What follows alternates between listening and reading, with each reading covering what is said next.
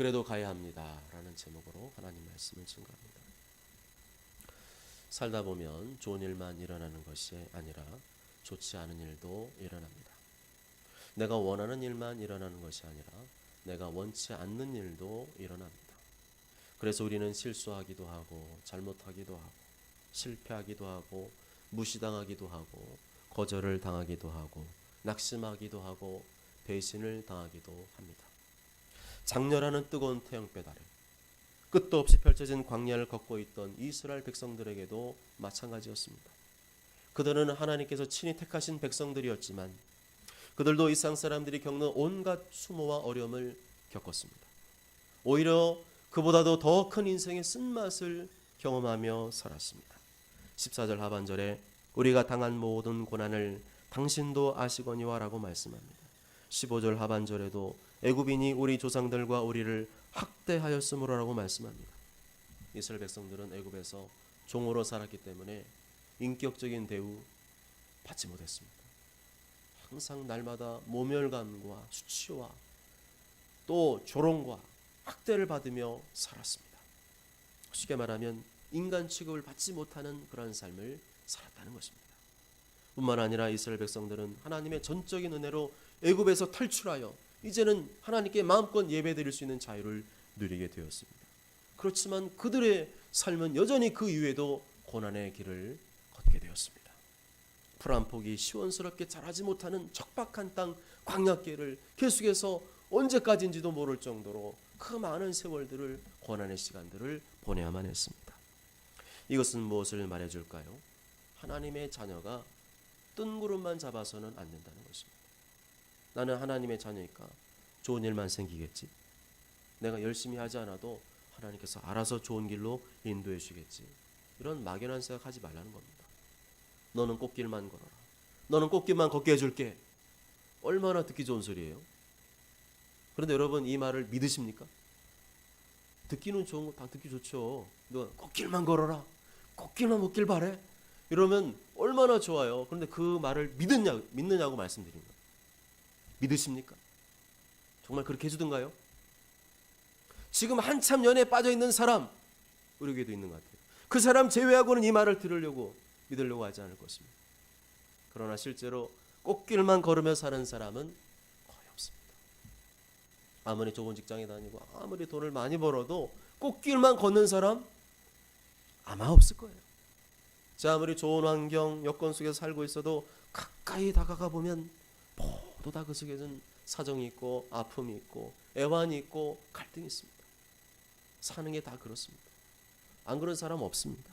누구에게나 다 인생에 굴곡이 있고 오르막 내리막이 있고 아픔이 있고 우여곡절이 있습니다. 누구에게나 말 못할 사정과 아픔과 고통이 있습니다. 우리가 하나님의 자녀로서 꿈과 소망을 갖고 기도하고 준비하는 일은 매우 중요합니다. 그렇지만 그러기까지의 과정이 만만치 않다는 사실, 그리고 내가 그렇게 노력하고 애썼어도 내가 원하는 만큼 이루어지지 않을 수도 있음을 기억해야 됩니다.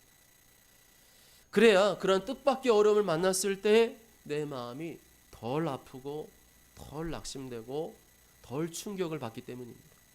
그래야 다시금 마음의 여유가 있어야 오뚜기처럼 벌떡 일어나서 새롭게 하나님을 의지하며 도전할 수가 있는 것입니다. 우리는 이 마음의 여유를 가지고 살아야 됩니다. 항상 잘 돼야 돼. 나는 꽃길만 걸어야 돼. 날 이렇게 대우하면 안 돼. 그런 마음 가지고 사시면 마음의 여유가 없어집니다. 다 불만이고 다 만족스럽지 못하고 다 그냥 짜증스러울 뿐입니다. 주어진 일에 여러분들 최선을 다하며 사시되 모든 게 내가 원한 대로 이루어지지 않을 수 있다는 사실을 항상 염두에 두십시오. 때로는 나도 거절당할 수 있고 때로 나도 실패할 수 있다는 생각을 항상 하고 계십시오. 그래야 내 마음에 여유를 가지고 쿠션을 가지고 대처할 수가 있습니다. 우리 오늘 말씀을 통해서 모세와 이스라엘 백성이 에돔 왕에게 아주 냉정하게 거절당하는 모습을 보게 됩니다. 그것은 모세의 잘못이나 실수가 아니었습니다. 14절, 16절, 17절을 보면 모세는 그 누구보다 정중하게 에돔 왕에게 사신을 보내며 어떤 신하를 보내며 요청을 했습니다. 정중히 사신을 보내며 요청했다는 말은 나는 당신과 싸우고 싶지 않습니다. 당신과 전쟁할 마음이 없습니다. 라는 것을 표현한 것이죠. 그냥 우리는 싸우려고 이렇게 당신 나라에 가까이 접근한 것이 아니라 우리 백성들이 에돔 땅에 있는 그 중앙에 있는 큰 길, 왕의 대로로 갈 수만 있도록 허락해 주십시오. 라고 했던 것입니다. 모세는 에돔 왕에게 정중히 요청을 했습니다. 그러면서 당신과 우리는 형제임을 강조했습니다. 당신의 형제 이스라엘의 말에 우리가 남이 아니라 우리가 남이가 다른 나라가 아니라 당신의 형제 나라가 아닙니까? 이걸 계속 강조한 거예요. 그러니까 우리가 형제 나라이니까 다른 나라도 아니고 형제 나라이니까 큰 길로 갈 수 있도록 허락해 달라는 것이었습니다. 맞는 말이었습니다. 에돔의 조상은 에서였어요. 에돔의 조상은 에서, 이스라엘의 조상은 야곱이에요. 근데 이 에서와 야곱은 서로 형제지간, 쌍둥이였습니다. 그의 아버지는 이삭이었어요. 한 핏줄이었습니다. 그러다 세월이 많이 흘러서 지금은 서로 다른 나라를 건설하고 그렇게 살고 있었지만, 그리고 그렇게 가까운 나라는 아니었어요. 그렇지만 그 두 나라는 형제 나라임을 부정할 수는 없었습니다. 그러니까 우리가 어렵다는 거예요. 지금 출애굽에서 나왔는데 우리는 아무것도 가진 것도 없고 지금 하나님께서 이끌어주신 그 땅으로 가려고 하는 것밖에 없고, 그러니까 우리 지금 너무 어려워. 그러니까 좀 도와줘. 그렇게 부탁했던 것입니다. 이스라엘이 통과하려고 했던 길의 이름이 뭔지 아십니까? 17절에 보면 왕의 큰 길이라고 되어 있습니다. 큰 길, 대로. 이 왕의 큰 길은 남북으로 쫙 뻗어 있는 대로를 말합니다. 지금의 이스라엘의 북쪽에 있는 다메섹에서 남쪽에 있는 아라비아까지 이르는 아주 잘 닦여 있는 큰 길을 말합니다. 그 길을 통과하면 가장 빨리, 가장 쉽게 가나안 땅에 들어갈 수가 있었습니다. 게다가 지금 이스라엘의 인구는 남자 장정 어른만 60만 명, 아이들과 분해져 다 합치면 200만 명이 넘는 아주 큰 그룹이었습니다. 그 많은 사람이 지치지 않고 쉽게 빨리 갈 수만 있다면 비록 서먹한 관계였지만 이런 부탁하는 거 할 수 있는 일이었습니다. 그래서 모세는 시종일관 정중하게 요청했습니다. 에돔 왕이시여, 우리는 형제 나라가 아닙니까? 피를 나눈 나라가 아닙니까? 우리가 애굽에서도 고난을 당한 거 알고 계시고 지금도 우리가 광야 생활하면서 얼마나 고생하는지 알고 계시지 않습니까? 우리가 이 어려울 때 이 왕의 길을 통과하도록 허락해 주신다면 정말 감사하겠습니다. 잊지 않겠습니다. 그렇게 부탁을 한 것이었습니다. 그리고 16절 하반절에 보면 우리가 당신의 변방 모퉁이 한 성읍 가데스에 있다고 되어 있습니다. 이 표현은 우리는 당신의 허락이 떨어질 때까지 당신의 나라 가장 변방, 가장 변두리 그 모퉁이 구석에서 우리가 겸손히 기다리겠습니다 라고 표현한 것이었습니다. 어떻습니까? 이 정도 되면 어지간한 사람이라면 고민해보지 않겠습니까? 꼴을 보아하니까 광야에서 얼마나 고생을 했는지 몰골이 말이 아니에요. 게다가 무슨 싸울 만한 변반은 무기 하나 없습니다. 그리고 형제 나라라는 예정을 생각할 때 충분히 허락해 줄 만하지 않습니까? 그러나 모세와 이스라엘의 기도와는 정반대로 에돔 왕은 매우 냉정하게 차갑게 대했습니다. 18절에 에돔 왕이 대답하되 너는 우리 가운데로 지나가지 못하리라. 내가 칼을 들고 나아가 너를 대적할까 하노라. 누가 언제 싸우자고 했어요? 누가 언제 전쟁하자 그랬냐고요? 그냥 길을 통과할 수 있도록 허락만 해달라. 그런데 왜 그렇게 예민하게 굽니까? 왜 그렇게 박하게 굽니까? 얼마나 에돔 왕의 마음이 옹졸한지를 알 수가 있습니다. 게다가 누가 공격을 하거나 위협한 적도 한 번도 없는데 칼을 들고 나오겠다고 협박하는 이유는 또 뭡니까? 참으로 좀 어이가 없는 반응이라 할 수 있죠. 마음에 무슨 깊은 상처가 있는지, 왜 이렇게 격하게 반응하는지, 이렇게 막대 먹어도 이렇게 막대 먹을 수는 없을 것입니다. 문제는 그런 에돔 왕의 싸늘한 반응에 모세와 백성들의 마음이 낙심되었다는 겁니다. 자존심 다 내려놨잖아요. 청중하게 한 번만 좀 부탁한다고. 지금 우리가 어려워서 그러니까 이 어려운 때 좀 우리를 도와달라고 그렇게 정중히 요청했는데 그거를 죄송합니다. 우리가 그건 좀 어렵겠습니다. 미안합니다. 다른 길로 가시죠. 이렇게 하면 얼마나 좋아요. 아니라 아주 그냥 단칼에 냉정하게 매몰차게 막 반응을 보고 마음이 상했을 겁니다. 그렇지만 모세는 감정대로 하지 않았습니다. 상대방이 아무리 감정적으로 나와도, 무식하게 나와도 모세는 감정대로 하지 않았습니다. 모세는 다시 한번 예의를 갖추고 정중히 요청을 합니다. 19절에서 21절 다 함께 읽습니다. 시작. 이스라엘 자손이 이르되 우리가 큰 길로만 지나가겠고 우리나 우리 짐승이 당신의 물을 마시면 그 값을 낼 것이라. 우리가 도보로 지나갈 뿐인즉 아무 일도 없으리이다 하나 그는 이르되 너는 지나가지 못하리라 하고 에돔왕이 많은 백성을 거느리고 나와서 강한 손으로 막아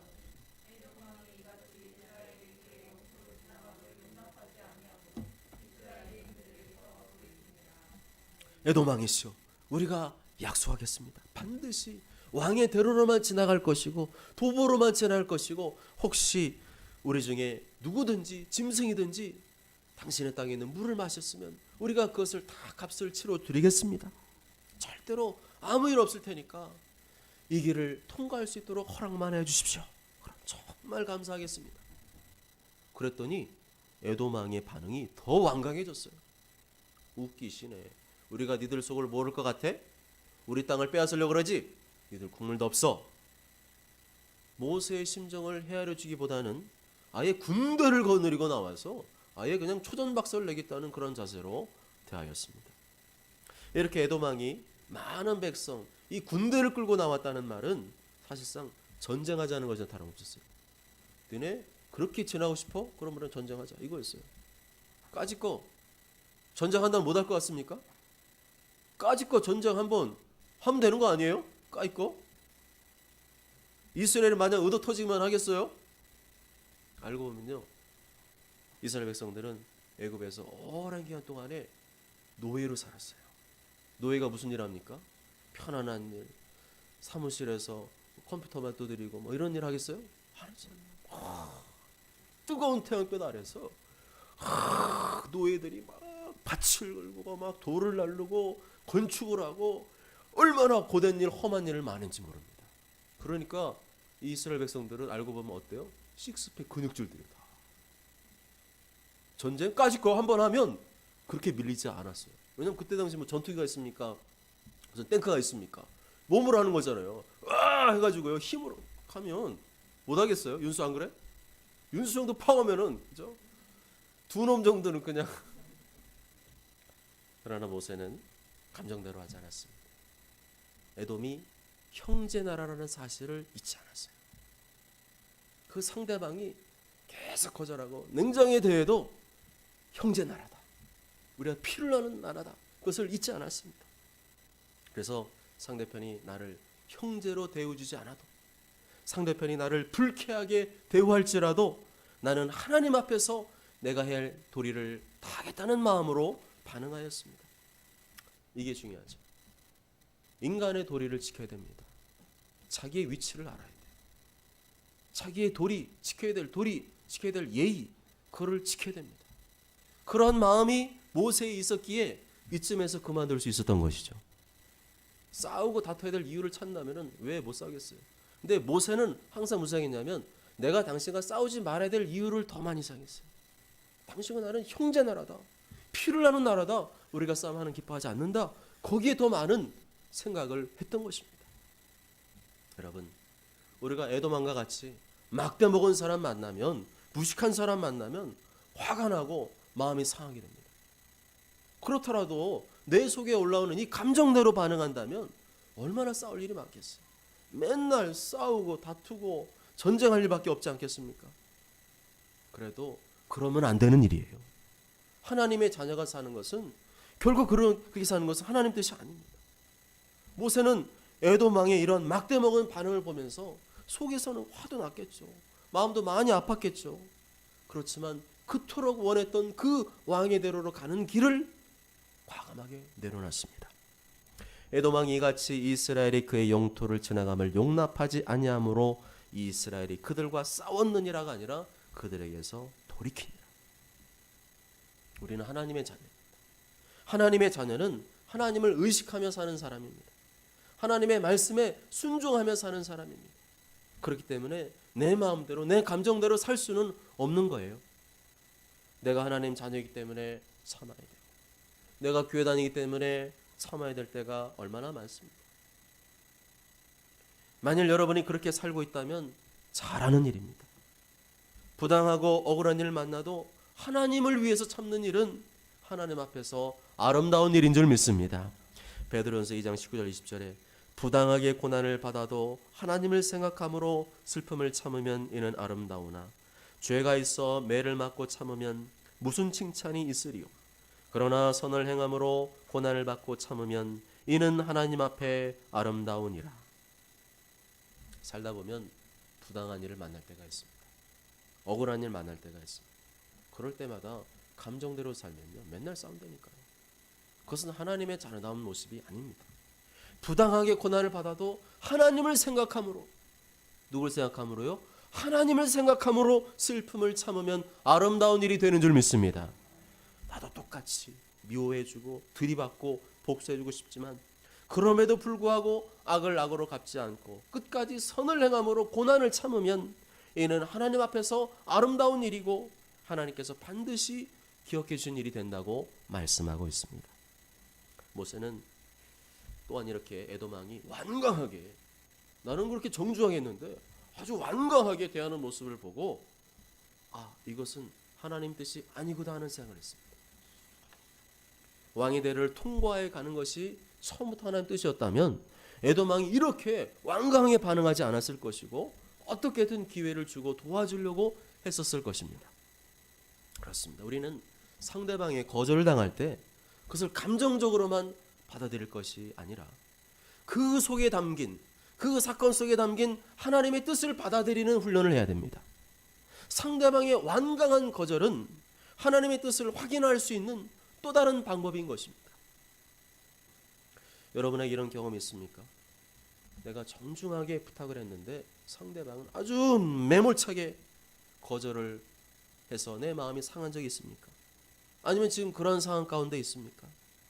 내가 부탁한 것이 죄 짓는 일이나 잘못된 일이 아니고 합당한 일인데도 상대방이 막 부당하게 거절한 적이 있습니까? 그래서 마음이 아프고 답답하십니까? 그러나 그것도, 그렇게 완강하게 거절당하는 것도, 매몰차게 거절당하는 것도 하나님의 뜻이라고 생각하면 꼭 마음 상할 일은 아닙니다. 왜냐하면 모든 일에는 우연이 없기 때문입니다. 참새 2마리가 한 아사련에 팔리는 것도 하나님의 뜻이 아니면 안 된다 그랬거든요. 모세도 그렇게 생각한 거예요. 내가 애굽 왕한테 그렇게 정중하게 2번이나 요청을 했는데 2번 다 거절을 당하자 그것 때문에 마음 아파하고 괴로워해서 에이 나 안 해, 나 이제 집에 갈 거야, 그러지 않았어요. 이 길은 하나님의 뜻이 아니구나, 이 길은 하나님의 뜻이 아니구나 생각을 했습니다. 에돔 왕이 같이 이스라엘이 그의 영토를 지나감을 용납하지 아니하므로 이스라엘이 그들에게서 돌이키니라.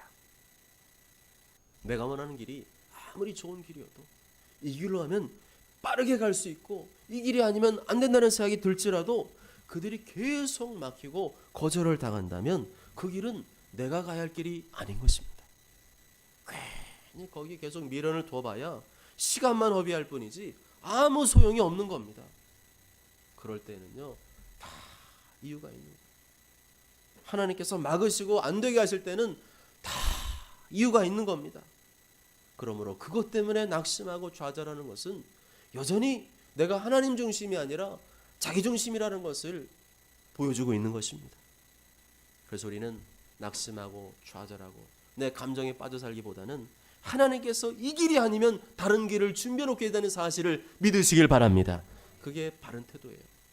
22절부터 24절까지의 말씀, 22절부터 24절 다 함께 읽습니다. 시작. 이스라엘 자손 곧 온 회중이 가데스를 떠나 호르산에 이르렀더니 에돔 땅 변경 호르산에서 모세와 아론에게 말씀하시니라. 이르시되 아론은 그 조상들에게 돌아가고 내가 이스라엘 자손에게 준 땅에는 들어가지 못하리니 이는 너희가 무리바 물에서 내 말을 거역한 까닭이니라. 아멘. 모세는 에돔 땅을 통과해서 가장 빠르고 쉽게 가나안 땅에 들어가기를 원했습니다. 척척 막힘이 없이 일이 풀리기를 원했습니다. 그러나 하나님의 생각은 달랐어요. 그거는 모세와 이스라엘의 생각이었어요. 하나님의 생각은 달랐습니다. 하나님의 생각이 어디 있습니까? 24절에 나와 있습니다. 24절에 아론은 그 조상들에게 돌아가고 내가 이스라엘 자손에게 준 땅에는 들어가지 못한다. 만일 이스라엘이 에돔 땅을 통과해서 직진해서 곧바로 가나안 땅에 들어가게 된다면 무슨 일이 벌어질까요? 모세와 아론은 가나안 땅에 들어가지 못한다는 말씀이 이루어지지 못하게 돼요. 처음부터 이 말씀을 생각했더라면 그 길로 가면 안 되는 거였어요. 쭉 가서 가나안 땅 들어가려고 하면 안 되는 것이었어요. 그래서 하나님께서는요, 이러한 사건이 벌어질 때 아무 말씀도 안 하세요. 희한하잖아요. 그냥 내버려 두시는 거예요. 해봐라, 네 마음대로 해봐라 했더니 역시나 안 됐어요. 그러다가 뜻을 돌이켜서 하나님 뜻에 포커스를 맞추자 그때 말씀하시기 시작합니다. 이는 너희가 무리바 물에서 내 말을 거역한 까닭이니라. 모세도 잊어버리고 있었고 이스라엘에서 다 잊어버리고 있었어요. 그런데 하나님은 잊지 않으셨어요. 하나님께서는 무리바에서 반석을 터쳐서 물이 샘솟듯 터져 나올 때 모세가 화를 내면서 그냥 말씀으로 선포해서 물을 내야 되는데 지팡이로 가지고 화가 난다고 반석을 있는 힘껏 세게 2번 내리쳐서 하나님의 거룩함을 훼손한 것에 대해서 징계하시겠다는 말씀을 잊지 않으셨던 것입니다. 그것은 하나님 말씀을 믿지 못한 것이고 거역한 것이고 하나님의 종으로서 하나님의 거룩을 나타내지 못한 것이므로 너희들은 반드시 그에 대한 대가를 치루어야 한다는 것이었습니다. 12절에 보면 여호와께서 모세와 아론에게 이르시되 너희가 나를 믿지 아니하고 이스라엘 자손의 목전에서 내 거룩함을 나타내지 아니한 고로 너희는 이 회중을 내가 그들에게 준 땅으로 인도하여 드리지 못하리라 하시니라. 이 말씀을 집행하려면 잘 생각해 보세요. 이 12절에 이렇게 말씀하잖아요. 너희들 못 들어가. 모세 아론 너희들은 가나안 땅에 못 들어간다. 이 말씀을 기억한다면 지금 모세 아론이 에돔 땅을 통과해서 그 길로 가야 됩니까? 아니면 그 길로 안 가야 됩니까? 그 길로 안 가야 되는 거예요. 애초부터 지금 잘못된 선택을 한 겁니다. 애굽 땅을 통해서 곧바로 가나안 땅으로 들어가는 것 그게 아니에요. 그 전에 반드시 무슨 일이 있어야 돼요? 모세와 아론이 죽어야 돼요. 좀 잔인한 표현이지만 하나님의 말씀대로 이루어지려면 모세 아론이 먼저 죽어야 되고 그 다음에 가나안 땅에 들어가는 게 하나님 정하신 순서였습니다. 그래서 하나님께서는 에돔 땅에 통과하지 못하도록 막으신 것이고 그 대신 다른 길 호르산 쪽으로 꺾어서 인도하셨습니다. 이제는 왜 하나님께서 호르산에 뭘 하려고 하시는 짐작이 가시죠? 에돔 땅 못 가게 하시고 호르산으로 딱 돌리셨어요. 호르산에서 뭐 해야 돼요? 가나안 땅 들어가려면 반드시 뭐가 일어나야 돼요? 모세 아론이 죽어야 됩니다. 25절과 26절 다 함께 읽습니다. 시작. 너는 아론과 그의 아들 엘르아살을 데리고 호르산에 올라 아론의 못을 벗겨 그의 아들 엘르아살에게 입혀라. 아론은 거기서 죽어 그 조상에게로 돌아가리라 하며. 우리는 잊고 있어도 하나님께서는 당신이 내뱉은 말씀을 절대 잊지 않으십니다. 하나님 말씀에 순종하에게는 반드시 복을 내려주시고 하나님께 불순종하는 자에게는 그에 합당한 징계와 심판을 반드시 내리십니다. 물론 우리가 회개하고 돌이키면 하나님께서 우리의 죄를 용서해 주시죠. 그렇지만 그럼에도 성경에서 이르는 메시지는 뭐예요? 그럼에도 용서는 해 주시지만 그 죄로 인한 책임, 징계까지 면제해 주지는 않습니다. 다시 말하면 모세 아론처럼 그런 건 생각 없이 그냥 쭉 에돔으로 가려고 하나님 뜻이 아니라는 거예요. 하나님 분명히 그 죄에 대한 대가와 책임을 치르게 하신다는 겁니다. 그 죄와 잘못에 대해서 책임을 감당하는 것이 성경이 말하는 하나님의 뜻이기 때문입니다. 이렇게 하나님의 징계 말씀에 따라서 아론은 호르산에 올라갑니다. 근데 혼자 올라가지 않죠. 자기 아들을 데리고 올라갑니다. 아론이 대제사장이잖아요. 이 대제사장직은 구약시대는 아들에게 물려주었어요. 그러니까 아들을 데리고 올라갑니다. 아들에게 물려준다는 얘기는 아론은 죽는다는 얘기예요. 그 당시에는 종신직이었어요. 대제사장 한번 임명되면 죽을 때까지 대제사장이었습니다. 그러니까 죽는다는 얘기는 이제는 자기 아들에게 대제사장직을 물려주는 거죠. 그게 바로 자기의 대제사장 의복을 벗어서 아들에게 입혀준 겁니다. 이렇게 자신의 아들에게 대제사장직을 물려주고 자기 입었던 옷을 입혀주고 그 다음 거기서 죽게 됩니다.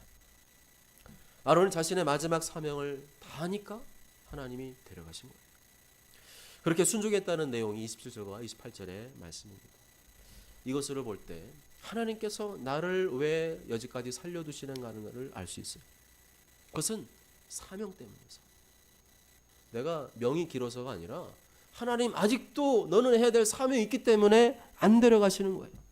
내가 아직 살아서 해야 될 사명이 있기 때문에 너는 그 사명을 이루기까지 안 데려가시는 거예요. 그런데 그 사명을 다하면 어떻게 될까요? 이 아론처럼 나도 데려가시는 거예요. 그런데 우리가 사명은 망각한 채 악하고 게으른 삶을 살게 되면 자기 일에는 열심을 하면서 하나님의 일은 무관심하고 게으르게 살면서 그래도 구원은 받겠죠. 그렇지만 거룩한 성에는 못 들어갑니다. 거룩한 성 밖으로 쫓겨나 슬피 울며 이를 가는 삶을 살게 됩니다. 그러므로 우리는 반드시 성경을 통해서 기억해야 됩니다. 사명이 생명이구나. 사명이 곧 나의 생명이구나. 사명이 닿으면 나는 죽는구나.